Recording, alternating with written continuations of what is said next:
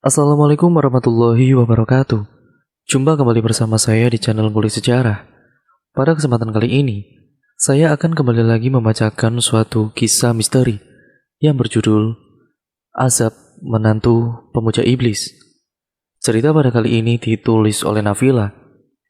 Nafila sendiri merupakan salah satu tim dari Ngulik Misteri ya teman-teman.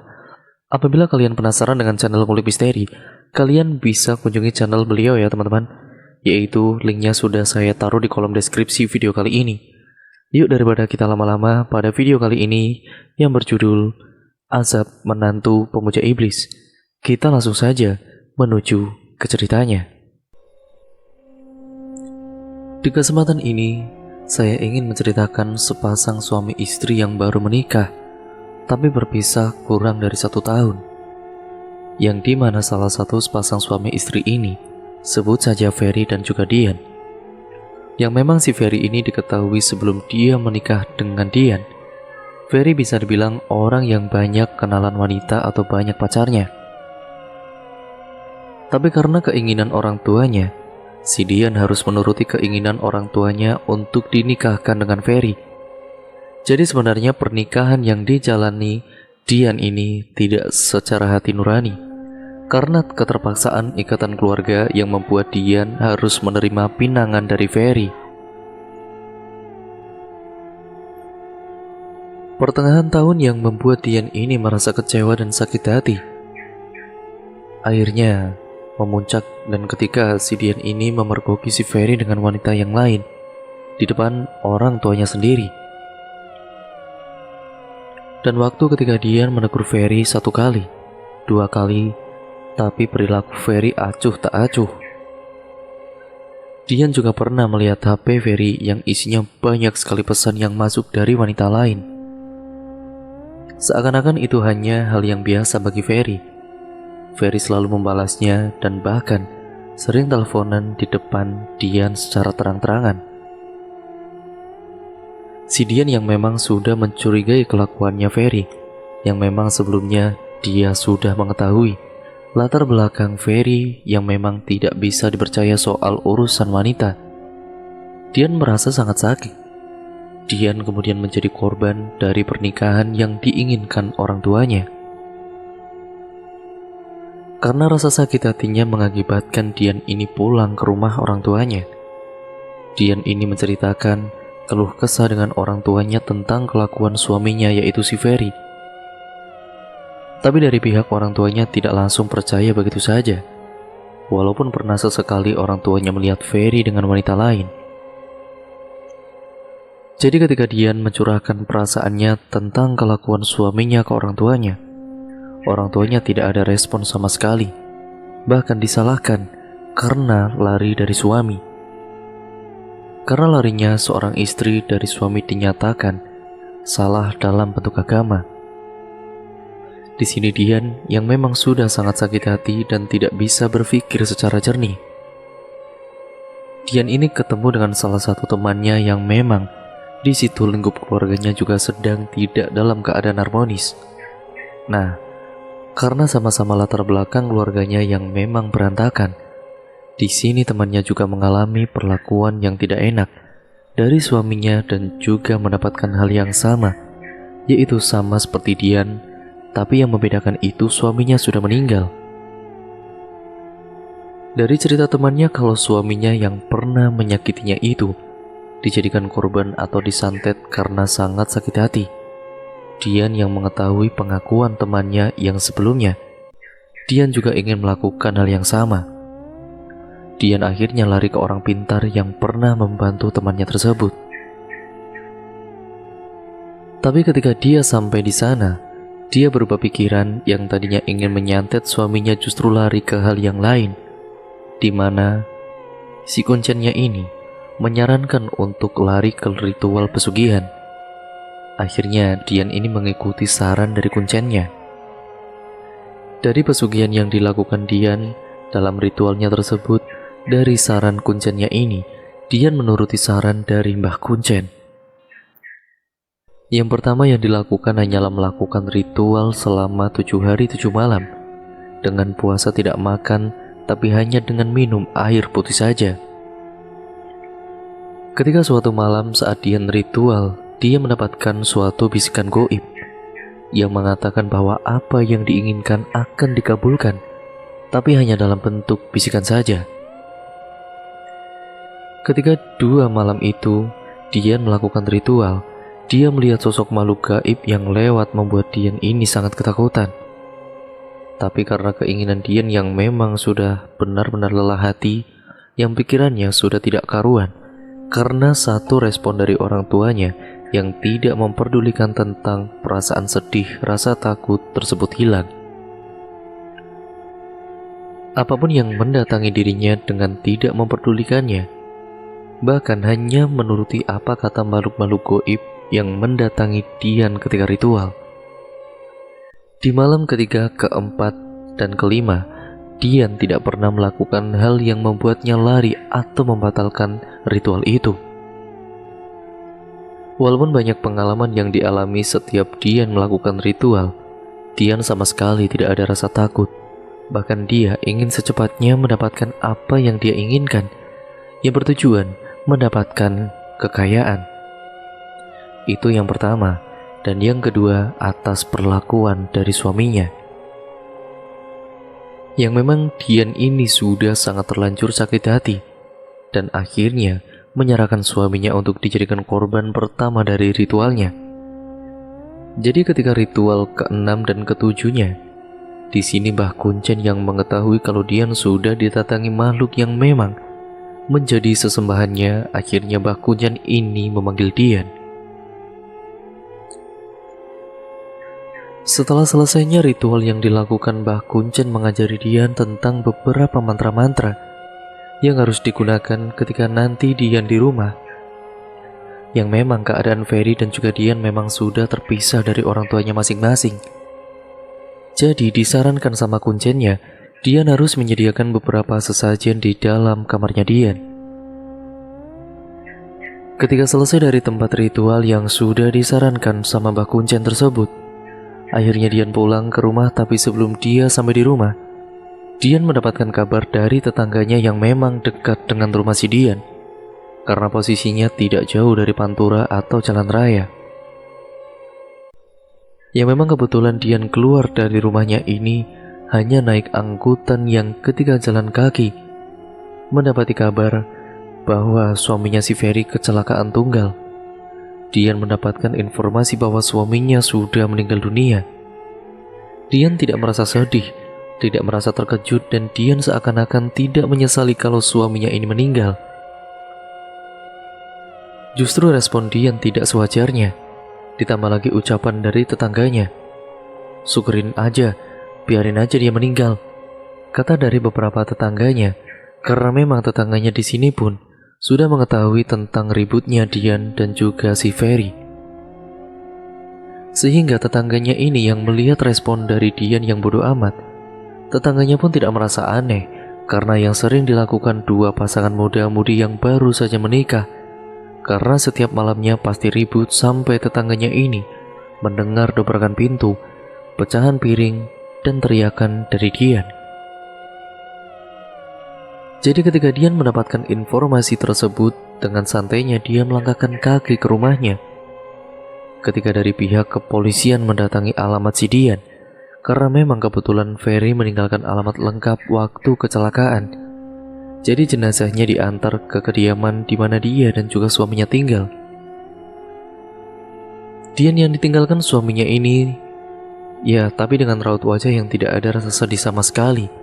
Dian membiarkan orang tuanya dan para tetangganya melayat, bahkan membiarkan orang-orang datang untuk mengurusi jenazah suaminya sampai selesai pemakaman.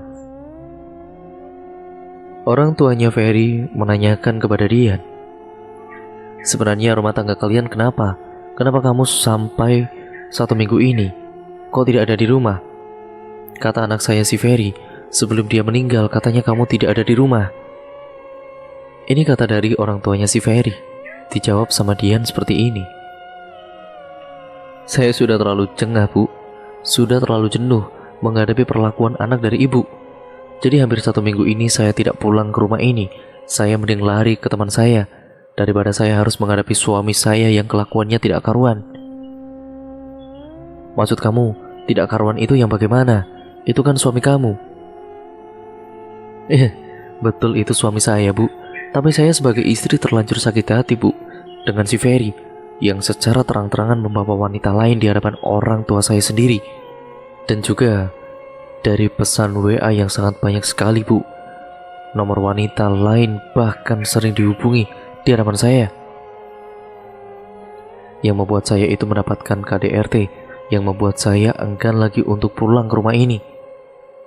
Orang tuanya Ferry yang mendapatkan penjelasan dari menantunya si Dian ini tidak percaya begitu saja.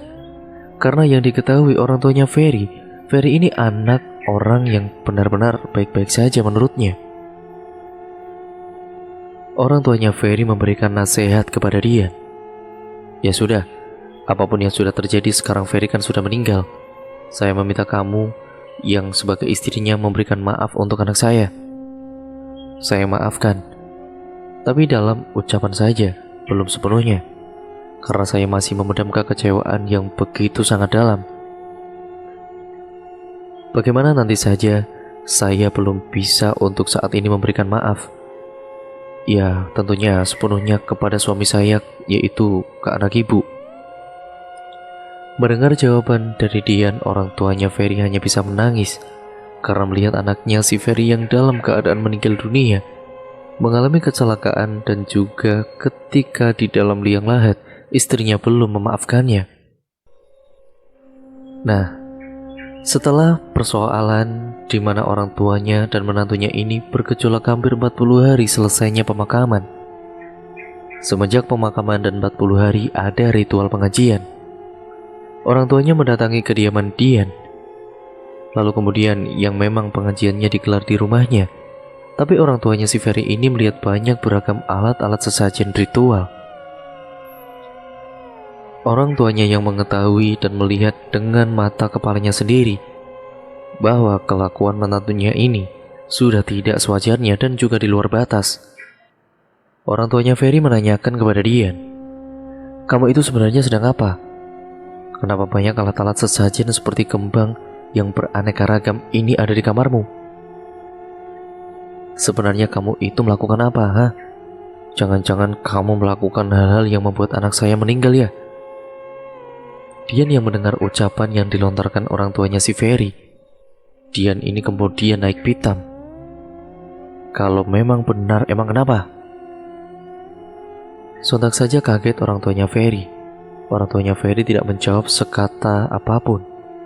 Orang tuanya Ferry langsung melangkahkan kakinya meninggalkan rumahnya Dian. Acara pengajian yang sebenarnya dilakukan di rumah anaknya, tapi orang tuanya Ferry memboyong ke kediaman tempat Ferry dilahirkan. Semenjak kejadian tersebut, orang tuanya Ferry tidak lagi menganggap Dian ini menantunya, karena mengetahui bahwa ternyata kematian anaknya ini akibat ulah dari Dian. Semenjak 40 hari tersebut, Dian ternyata sudah melakukan seminggu semenjak suaminya meninggal. Dian sudah melakukan ritual yang disarankan oleh Mbah Kuncen. Dian kemudian menyediakan berbagai macam sesajen dan di dalam kamar tidurnya. Di sini ternyata yang dilakukan Dian ini berhubungan badan dengan makhluk atau iblis yang memang ditemui ketika dia ritual di salah satu pegunungan di Pulau Jawa.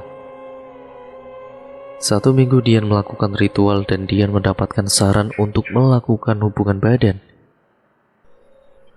Setelah 1 minggunya, dia mendapatkan hadiah dari hubungan yang dilakukan dengan iblis itu. Tapi Dian mendapatkan uang tidak di bawah tempat tidurnya. Jadi, setelah berhubungan badan dengan iblis, uang itu tidak langsung ada, tapi diberikan lewat kantong kresek di depan pintu rumahnya. Dian ini kemudian mendapatkan jatah atau uang dari hubungan dia dengan iblis itu. Setelah kemudian selesai melakukan hubungan, setiap kali dia melakukan hubungan dengan iblis itu, di saat itu pula, esok harinya pasti ada buntalan atau kantong kresek yang di dalamnya berisi uang puluhan bahkan ratusan juta. Setiap kali setelah melakukan hubungan dengan makhluk tersebut, yang kali pertama itu 1 minggu semenjak ritual yang dilakukannya seminggu lalu, Dian hanya melakukan hubungan 3 bulan sekali, di mana setiap 3 bulan sekali iblis itu mendatangi tempat di mana Dian melakukan ritual yang ada di dalam kamarnya Dian. Ketika beberapa bulan semenjak meninggalnya Ferry, orang tuanya Ferry mendatangi kembali ke tempatnya Dian. Orang tuanya Ferry ini mengetahui pengakuan menantunya yang memang sudah tidak sewajarnya seorang menantu, apalagi perempuan yang kelakuannya sudah kelewatan batas dan melakukan berbagai macam klinik di dalam rumah yang didirikan orang tuanya si Ferry. Di sini orang tuanya Ferry menanyakan dan bahkan menegur si Dian. "Dian, ini rumah bukan rumah kamu. Ini memang rumah antara kamu dan suami kamu. Tapi sebenarnya ini rumah masih milik saya sebagai orang tua mantan suami kamu. Saya anggap kamu mantan karena kamu sudah saya anggap keluar dari garis keturunan keluarga saya. Saya tidak menerima sedikit pun wanita yang melakukan hal-hal yang kamu lakukan di rumah ini itu. Kamu menaruh barang-barang yang tidak sewajarnya. Kamu menaruh dupa dan juga sesajen di setiap pojok rumah, bahkan setiap ruangan. Saya ingatkan kamu, Dian. Kamu secepatnya angkat kaki dari rumah ini. Silakan kamu pindah kemana saja, asalkan rumah ini dikosongkan." Dian yang mendapatkan teguran dari orang tuanya si Ferry, Dian ini marah-marah. "Kalau memang itu mau ibu, sekarang juga saya akan pergi dari rumah ini." Tapi kenyataannya dari omongan itu masih bertahan kurang lebih 2 bulan semenjak kehadiran orang tuanya Ferry, dan Dian tetap melakukan ritual di rumah mantan suaminya yang sudah meninggal itu. Dian yang memang mengetahui orang tuanya si Ferry yang tidak mengizinkan dia tinggal di rumah itu. Dian ini mendapatkan perlakuan yang tidak baik. Jadi secara diam-diam, orang tuanya si Ferry ternyata menghubungi orang pintar yang kebetulan seorang kiai. Orang tuanya si Ferry yang memang menginginkan kelakuan mantan menantunya ini berhenti dan juga kapok. Karena orang tuanya si Ferry ini sudah tidak menganggapnya lagi karena dari kelakuan yang tidak sesuai dengan syariat agama. Lewat bantuan kiai ini akhirnya ketahuan kalau si Ferry ternyata dijadikan tumbal oleh si Dian, menantunya sendiri. Dari kejadian itu orang tuanya si Ferry menganggap kalau Dian sudah bukan menantunya lagi. Ya karena dia itu tega dan juga kejamnya Dian menumbalkan suaminya sendiri. 2 bulan selama ini dia mendapatkan hal-hal yang membuat dia merasa tertarik dengan hal-hal mistis yang tapi karena dia memang bersekutu dengan iblis, justru dialah yang menyerang balik orang tuanya si Ferry. Orang tuanya si Ferry sering merasakan sakit yang berlebihan, yang hampir 1 bulan orang tua perempuan dari si Ferry ini sakit-sakitan. Tapi di sini orang tuanya si Ferry ini selamat.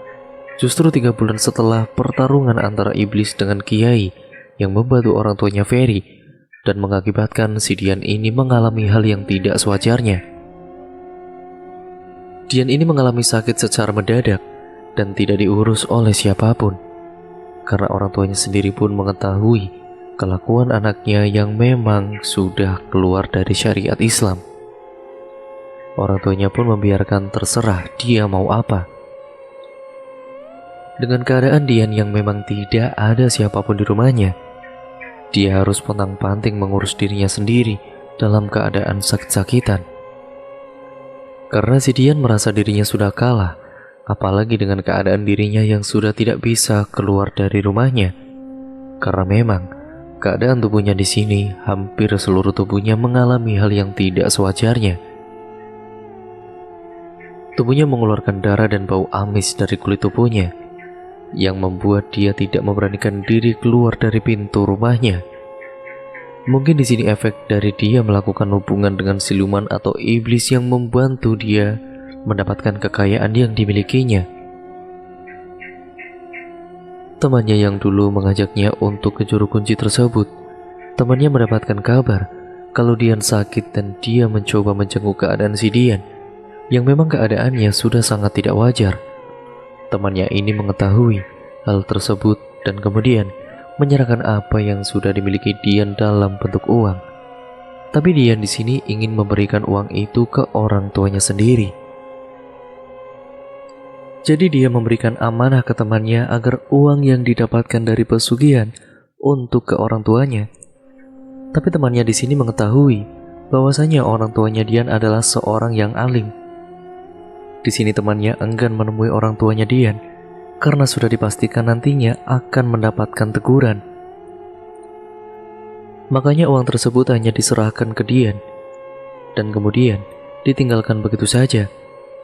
Selang beberapa hari orang tuanya si Ferry ini mengunjungi keadaan Dian yang didapati orang tuanya Ferry ketika membuka pintu rumah yang dimilikinya atau yang dihuni oleh Dian ini. Di sini pintunya terkunci dan akhirnya orang tuanya Ferry meminta agar tetangganya mendobrak pintu rumah tersebut. Karena tetangganya di sini mengetahui yang meminta tolong siapa. Yang meminta tolong adalah orang yang mempunyai rumah tersebut. Dari bantuan tetangga rumah, akhirnya pintu itu bisa dibuka. Ketika orang tuanya Ferry masuk, dia mendapatkan kondisi Dian yang sudah meninggal dunia dalam keadaan darah dan nanah yang sangat berbau amis.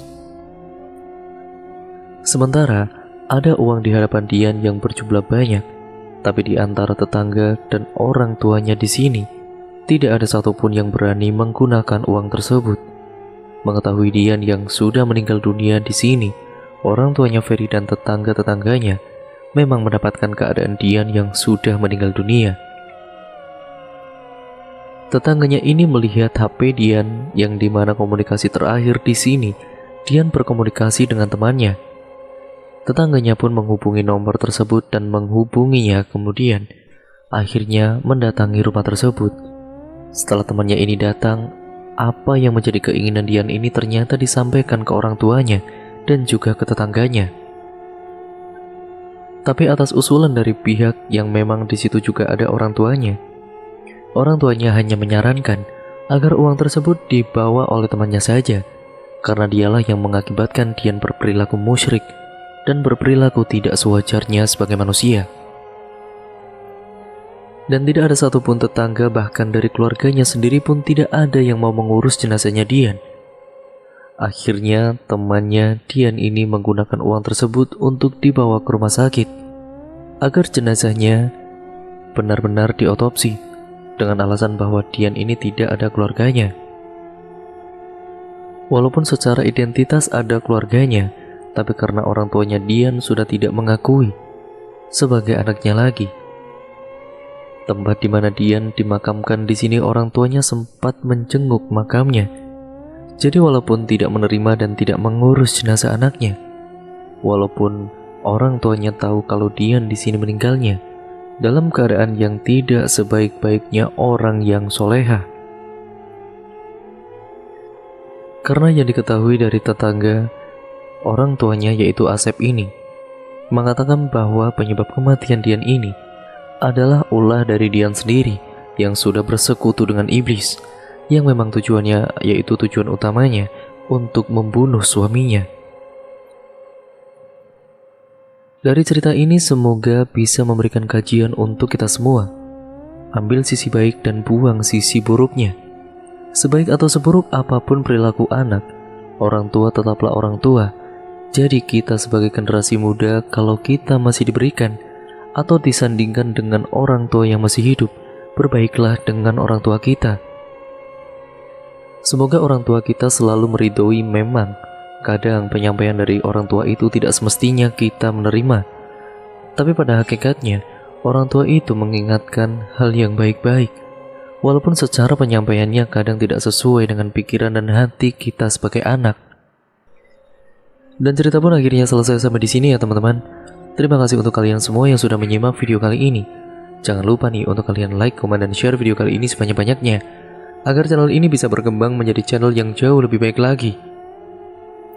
Dan jangan lupa pula untuk kalian klik tombol subscribe serta nyalakan tombol lonceng notifikasinya agar kalian tidak ketinggalan video terbaru selanjutnya dari channel ini. Sekian dan terima kasih ya teman-teman. Sampai berjumpa di video yang selanjutnya. Wassalamualaikum warahmatullahi wabarakatuh.